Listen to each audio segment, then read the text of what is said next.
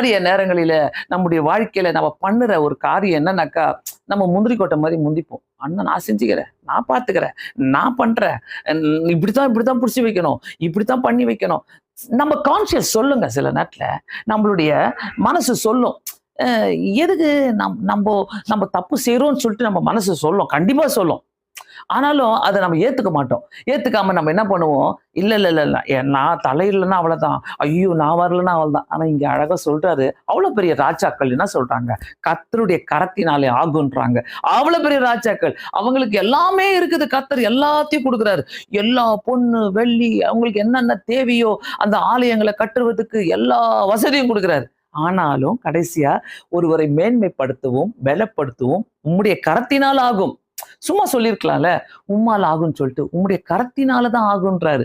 So எல்லாமே ஆகும்ன்னு சொல்றோம்னாக்கா, இன்னைக்கு முதல் நாளுடைய டைட்டிலே கர்த்தருடைய கரத்தினால எல்லாம் ஆகும். உங்க குடும்பத்த குறித்து பயப்படாதீங்க. உங்க வேலைய குறித்து பயப்படாதீங்க. உங்க ஃபியூச்சர குறித்து பயப்படாதீங்க.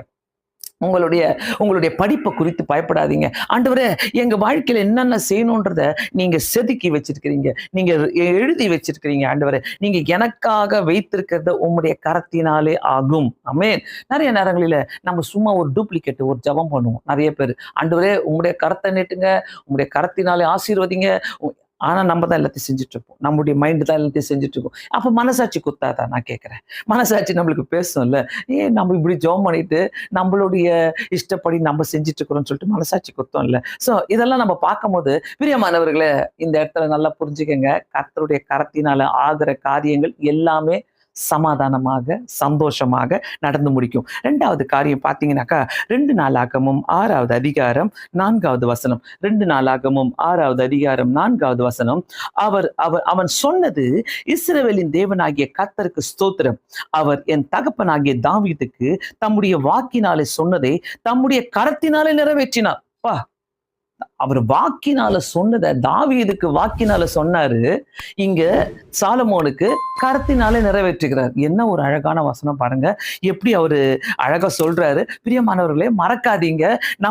நம்ம வாயினால நம்ம பிள்ளைங்களுக்கு சொல்றோம்ல, நீ இப்படி இருப்ப பாரு, நீ அப்படி இருப்ப பாரு, உனக்கு கர்த்தர் சொல்றாரு, இதை செய்ய சொல்றாரு, நீ அப்படி வருவ பாரு, நீ இப்படி வருவ. அது எல்லாமே நீங்க சொல்றது அவங்களுடைய கர்த்தருடைய கரத்தினாலே அவங்க வாழ்க்கையில அதை பார்ப்பாங்க. நம்ம வாயில சொல்றோம், கர்த்தருடைய கரத்தினால் அதை செய்ய வைப்பார். எனக்கு 1வது வசனத்துல இருந்து நான் அதை படிக்க ஆரம்பிச்சேன்.